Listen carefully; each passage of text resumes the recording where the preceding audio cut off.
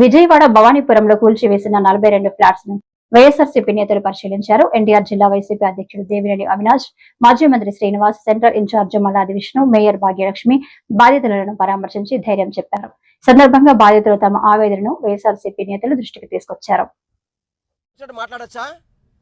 అది కూడా పోలీసులు అడ్డం పెట్టుకొని, పోలీసులు పక్కనే పెట్టుకొని ఈ విధంగా అరాచకాలు చేస్తుంటే అసలు ఎక్కడ జరుగుతుంది పరిపాలన? దుర్మార్గ పరిపాలన జరుగుతుంది ఆంధ్ర రాష్ట్రంలో. కూటమి ప్రభుత్వం అని చెప్పని ఈ రాష్ట్రంలో దుర్మార్గ పరిపాలన జరుగుతుంది. ఈ రాష్ట్రంలో దాదాపు 20 ఏళ్ళు 25 ఏళ్ళ నుంచి ఇక్కడ నివసిస్తుంటే కనీసం ఒక ఎంపీ వచ్చి చూశాడు? ఇక్కడికి స్థానిక ఎమ్మెల్యే వచ్చాడా?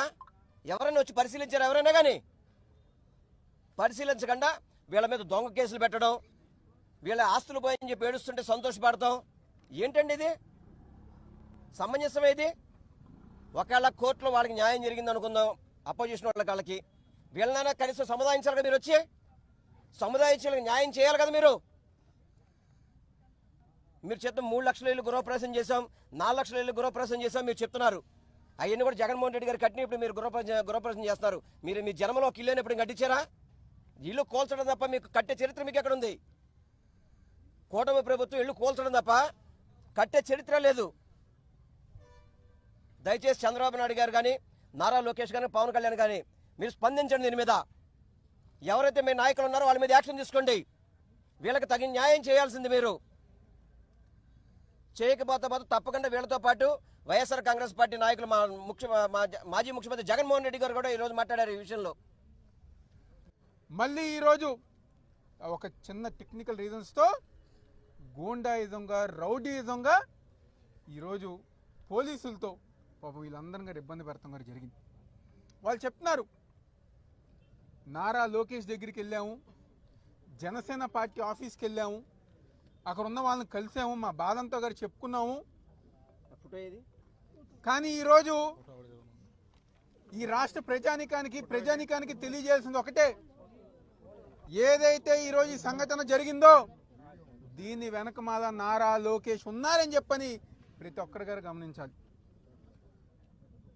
ఎవరైతే ఈ స్థానిక ఎంపీ ఉన్నారో కేసినేని చిన్ని, తన సొంత మనుషులతో ఇక్కడ ఉన్న ప్రజానికాన్ని ఇబ్బంది పెట్టి బయటికి గెంటి వేసి ఈ స్థలాన్ని కబ్జా చేయాలని చెప్పిన ఆలోచన చేసిన వ్యక్తి కేసినేని చిన్ని అని చెప్పి అందరూ చెప్తున్నా. నిజంగా నీకు దమ్ముంటే, నీకు నిజంగా దమ్ము ధైర్యం ఉంటే వచ్చి వీళ్ళని పలకరించు, పరామర్శించు వాళ్ళని. ఇదిగోండి నారా లోకేష్తో ఫోటో. నారా లోకేష్తో ఎవరైతే పాపం బాధితులు ఉన్నారో వాళ్ళు వెళ్ళి మొత్తం వివరిస్తే ఈరోజు బాధితులకు అండగా లేకుండా ఎవరైతే డబ్బులు ఇస్తారో, ఎవరైతే కమిషన్లు ఇస్తారో, ఎవరైతే డబ్బులు ఇచ్చి ప్రోత్సహిస్తారో ఈరోజు వాళ్ళకి ఈ ప్రభుత్వం అండగా ఉండే అని చెప్పి నిదర్శనమే ఇది. ఎవరికి కూడా తావు ఇవ్వలేదు అరాచకాలకి. ఈరోజు కొంపల్ని కూల్చేటటువంటి ప్రభుత్వం అధికారంలో ఉంది. బాధ్యత లేదా? ఈ ప్రభుత్వాన్ని నడుపుతున్నటువంటి కూటమి నాయకులు చుట్టూ వీళ్ళందరూ తిరిగినప్పుడు, లోకేష్ గారి దగ్గరికి వెళ్ళినప్పుడు, పవన్ కళ్యాణ్ గారి ఆఫీస్కి వెళ్ళినప్పుడు, ఎంపీ దృష్టికి తీసుకెళ్ళినప్పుడు, స్థానిక ఎమ్మెల్యే దృష్టికి తీసుకెళ్ళినప్పుడు వీళ్ళందరూ ఏం చేస్తున్నారు? ఈ కబ్జాకోరులకి, ఈ భూమిని అక్రమంగా కాజేయాలనుకున్నటువంటి వాళ్ళకి వెన్నుదన్నుగా ఈ ప్రభుత్వం ఉండబట్టే ఈరోజు ఇంత పెద్ద సంఘటన. తెల్లవారుజామునే వందల మంది రౌడీలతో, గూండాలతో, పోలీస్ యంత్రాంగం యొక్క భద్రతతో మీ మీదకి వచ్చి మిమ్మల్ని ఇల్లు కోల్చడం అనేది చాలా దారుణమైనటువంటి విషయం. బుల్డోజర్లతో కొంపలు కోల్చడం ఏంటి? అసలు ప్రభుత్వం ఆంధ్రప్రదేశ్లో ఉందా? ఇల్లు లేక రోడ్ల మీద అద్దె కొంపల్లో ఉన్నటువంటి వాళ్ళ సంఖ్య లక్షల్లో ఉంటే ఎక్కడో చోట ఇల్లు కట్టుకుని లోన్లు తీసుకుని వాళ్ళ జీవనం వాళ్ళు గడుపుతున్నటువంటి పేద ప్రజల పట్ల ఈ ప్రభుత్వం కర్కశంగా వ్యవహరిస్తూ ఉంది. ఈ ప్రభుత్వానికి సమాచారం ఉండదా? ఈ ప్రభుత్వానికి ఇంటెలిజెన్స్ ఉండదా? కలిసి వెళ్తే రెవెన్యూ మినిస్టర్కి పంపితే రెవెన్యూ మినిస్టర్ ఏం చేస్తా ఉన్నాడు? కోర్టులను అడ్డం పెట్టుకుని ల్యాండ్ని కాజేయాలని చెప్తే ప్రభుత్వం ఆగమేఘాల మీద. ప్రభుత్వంకు ఉన్నటువంటి రైటు ఎవరికి కూడా. అమ్మినోళ్ళు బానే ఉన్నారు, ఈ రోజు మేము కోర్టులో గెలుచుకున్నాము అన్నోళ్ళు బానే ఉన్నారు. మరి వీళ్ళ పరిస్థితి ఏంటి? వీళ్ళకి ఎవరు న్యాయం చేస్తారు? ఇంత అన్యాయం చేస్తున్నారా?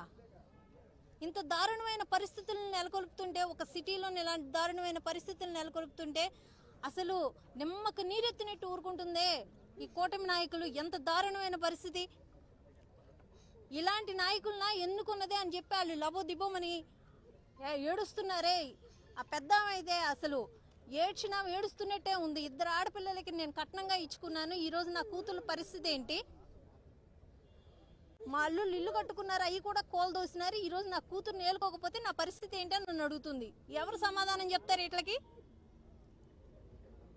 వైఎస్ఆర్సీపీ పార్టీ తరఫున ఈరోజు మా జిల్లా అధ్యక్షులు అవినాష్ గారు కానీ, మా మాజీ మంత్రివర్యులు వెల్లంపల్లి శ్రీనివాసరావు గారు కానీ, అలాగే మా మాజీ ఎమ్మెల్యే గారు విష్ణు గారు, మా పార్టీ నాయకులు, మా కార్పొరేటర్లు, కేడర్ మొత్తం ఈరోజు ఇక్కడికి వచ్చాము.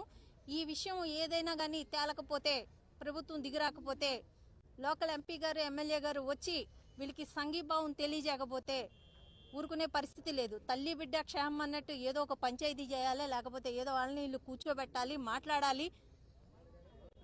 వాళ్ళకి ఏ రకంగా న్యాయం జరగాలా అన్నది, మిమ్మల్ని ఎన్నుకున్నందుకు, మీకు ఓట్లేసినందుకు మీరు కనీసం వచ్చి స్పందించాలి.